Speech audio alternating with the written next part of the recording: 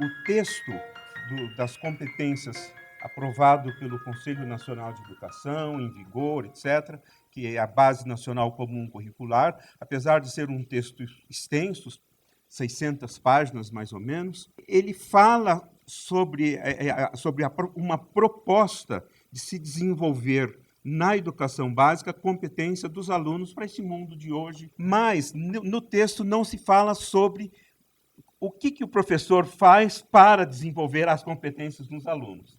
E é sobre isso que eu queria falar com vocês. A pergunta é essa: como é que um professor, né, no dia a dia do seu magistério, como é que ele planeja, como é que ele escolhe recursos, como é que ele dá aulas, como é que ele ensina, como é que ele avalia, como é que ele promove o desenvolvimento de competências nos seus alunos, como é que ele se forma. Então, eu pensei em 5 tópicos a nossa conversa.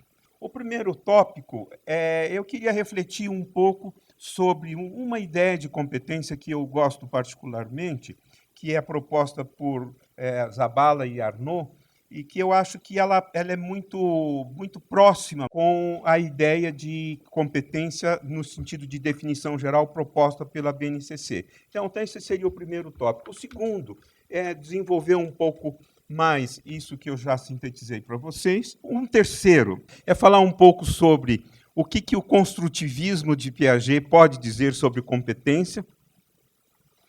E, por último, né, eu queria falar um pouco sobre os perigos, né, de nós fazermos de uma leitura de competência algo que pode ser uma desgraça, algo ruim, doentio, seja para a própria pessoa, seja para a sociedade como um todo.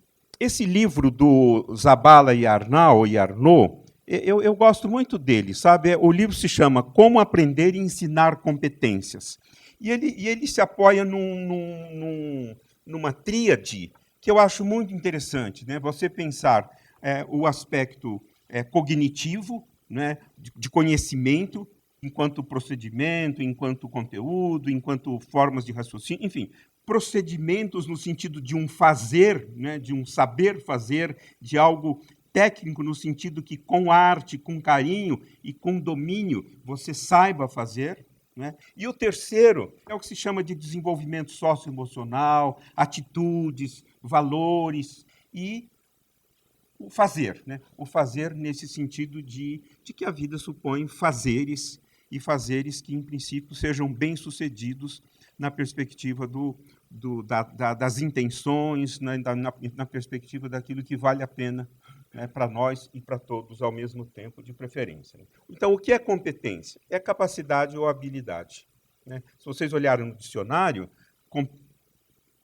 habilidade é sinônimo de competência, mas competência é sinônimo de habilidade, mas habilidade não é sinônimo de competência. Para quê? Para realizar tarefas, para atuar frente a situações diversas. Ou seja, então pede-se que a gente tenha competência ou desenvolva competências para realizar tarefas, para enfrentar situações na complexidade que cada situação hoje tem. Né? De que forma? De forma eficaz. Né? Onde? Onde ser competente? Num contexto. Por meio de quê? Pela mobilização de atitudes, habilidades e conhecimentos. Nesse ponto, eu queria falar sobre mobilizar. Né? Nós, professores, estamos acostumados, e no melhor dos sentidos, com o termo mediação. Só que, na ideia de competências, a palavra forte não é mediação, é mobilização. Mobilização, do ponto de vista etimológico, quer dizer pôr em movimento. Né? Eu não posso respirar pelo outro. Eu não posso aprender pelo outro. Eu não posso ser pelo outro, por impossível.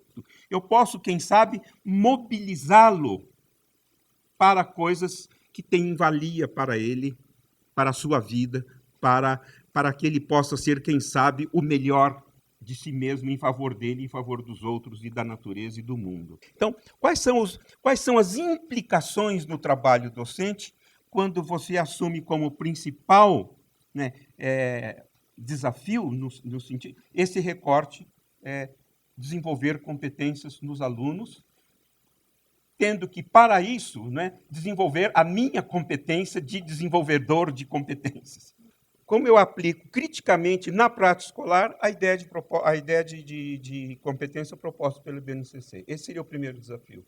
O segundo, como é que eu atualizo currículos, recursos didáticos, né, materiais didáticos, o projeto político-pedagógico da minha escola, etc., etc., em função desta nova referência.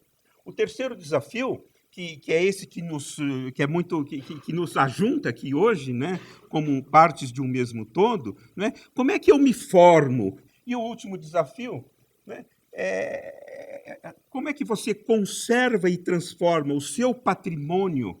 Esse é o quarto desafio que eu estou querendo propor para os colegas, né? Como é que a gente conserva e transforma o patrimônio pedagógico que cada um de nós aqui tem, legitimamente tem. Então, o que seria, né, os significados de uma escola de competência? Né? Para mim, uma escola de competências, ela trabalha esse quaterno desenvolver-se, avaliar, ensinar e aprender como partes de um mesmo todo. Né? Tradicionalmente, nós separamos e nós precisamos reintegrar esses quatro termos. Nós separamos nesse sentido. É como se, no contexto da aula, os alunos aprendem e se desenvolvem e os professores ensinam e avaliam. Hoje nós sabemos que o professor precisa desenvolver-se, formar-se, e precisa autoavaliar-se e ser avaliado pelos colegas, pelo sistema, né? Até para ele poder se pensar e se dizer e se julgar parte de um todo reconhecidamente. Né? Na BNCC, se fala muito em direitos de aprendizagem. Quando nós pensamos direitos na perspectiva das crianças, e na perspectiva dos professores também, neste sentido que eu vou falar, direitos não implicam em deveres, mas implicam em necessidades. Né? As crianças têm direitos de aprendizagem porque elas têm necessidades de desenvolvimento, elas têm necessidades de aprendizagem, porque, como o professor Nilson disse, elas não nascem sabendo. Então, como é que eu penso direito na perspectiva de necessidade? Ou seja, aquilo que, se não acontecer, gera contradição. O professor tem necessidades de aperfeiçoamento, necessidades de formação, até para que ele cumpra muito bem os seus deveres profissionais. Né? Eu vou falar um pouquinho do Piaget. Né? Eu dei muitas aulas equivocadas, e já escrevi também de forma equivocada, dizendo que competência não pertencia ao vocabulário da teoria de Piaget. Era má leitura minha. Na verdade, o Piaget, o termo competência aparece na obra dele, mais recente, né?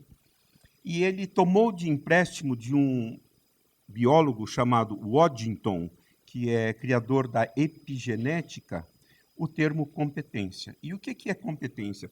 Ele é de uma simplicidade e de uma complexidade maravilhosa, eu acho, que é o seguinte, né? Então, competência é sensibilidade de resposta aos estímulos. Então, vejam vocês que linda. A criança mais comprometida, mais desgraçada, ela demonstra competência quando, mesmo que ela tenha um mínimo para responder às demandas do mundo, ela tem sensibilidade minimamente suficiente para responder aos estímulos do mundo. Então, ou seja, entre o estímulo, entre as coisas do mundo e as respostas dos sujeitos, nós temos aquilo que o Piaget chama de assimilação, que, no fundo, é sensibilidade de responder. Né? E aí, há quatro modelos que foram propostos. Um é o Taos, o outro é Paris, o outro é Atenas e o outro é Eldorado. Então, em poucas palavras, o que é o modelo? Né? O que seria um professor construtivista nos dias de hoje? Do ponto de vista de Taos, seria essa metáfora daquele que sabe propor tarefas, propor projetos, mobilizar os alunos para serem ativos. Paris é prazeres da discussão, é essa metáfora de sentado, né? Então, é aquele professor que sabe formar uma roda, uma assembleia, um contexto em que os alunos podem pensar, podem discutir, podem, né? E ele fica calado, porque se o professor fala, ele tem razão, ele está certo. Então, ele mobiliza discussões, né? Atenas, o professor, ele sabe fazer perguntas, ele sabe criar um contexto que favoreça o desenvolvimento. E, por último, o Eldorado, né, é a metáfora para que o professor... Não são só os alunos que aprendem, o professor também aprende. Ou seja, há um lugar cheio de ouro em que o professor também está atrás dele, está buscando ele. E, para terminar, eu queria falar sobre duas críticas ao desenvolvimento competente nos dias de hoje, né? E o que o Han fala, né, gente? Olha que coisa terrível, né? Que tem a ver muito com os desvios na linha do que o professor Nilson falou. Vejam vocês. Depressão, burnout, cardiopatias, obesidade, loucura, suicídio, desgosto pela vida, baixa autoestima, são expressões, né, de um mundo em que as exigências externas agora se tornaram internas. Porque antes eu tinha um chefe que cobrava de mim, que tinha metas, que me cutucava. Agora eu tenho ele dentro de mim. E pior do que isso, né? Se nós não tomarmos cuidado, nós pegamos o modelo da máquina 24/7. Ou seja, ser competente, ter um bom desempenho, ser um bom profissional, ser uma boa pessoa, é trabalhar 24 horas por dia, 7 dias por semana. Se você pega a ideia de competência na sua positividade apenas acriticamente, né, você se faz exigências que, ao invés, né, de torná-lo alguém, como diz a competência 8, 9, 10, que tem autocuidado, autorrespeito, self-government, autonomia, etc., etc., enlouquece. E esse autor tem um livro muito interessante que fala sobre a sociedade do cansaço, né? Quer dizer, o homem do século XXI é um homem cansado, né? Exaurido, doente, louco, insensato, em nome de uma ideia que ele tem que ser o melhor de si incondicionalmente. Ou seja, infelizmente, nós temos sido maus gestores de nós mesmos.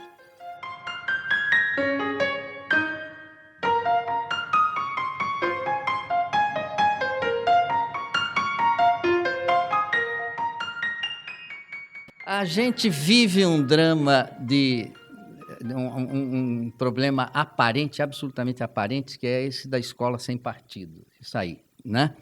Na verdade, o que está em discussão é a escola sem política partidária, porque sem política não dá, não é escola, não é? Mas a opção partidária não deve ser o que vai orientar a escola. Agora, a outra parte da pergunta que é interessante, a formação para a excelência, não é? O discurso sobre as competências, que o Lino mapeou bem aí, ele muitas vezes é rejeitado por conta da ideia de competição, né? Isso. Não é? A associação é feita entre competência e competição. E faz sentido etimologicamente, não faz sentido historicamente, né? Etimologicamente, as duas palavras vêm de competere. Petere, pedir, e com. Pedir junto com o outro. Pedir no sentido de buscar, é buscar junto com o outro. Então, competir não era um pecado, uma coisa terrível, né? O problema não é a competição. O problema é pelo que você compete. Por exemplo, se tudo que vale para mim é um pote de ouro que está ali e todo mundo compete pelo pote de ouro, uns vão ficar com, outros vão ficar sem. Vai dar briga. Agora, se fala de competência no sentido do conhecimento, a gente busca o conhecimento junto com o outro e não é verdade que se um fica com, o outro fica sem. foi isso que eu tentei comentar no final da minha fala, recorrendo ao RAM, né? Porque a gente confunde excelência com competência. O prefixo com, ele significa ao mesmo tempo junto de ou contra. Então, por exemplo, vamos pensar no jogo, né? Do ponto de vista dos objetivos, a gente compete, porque competição quer dizer juntos na mesma direção, né?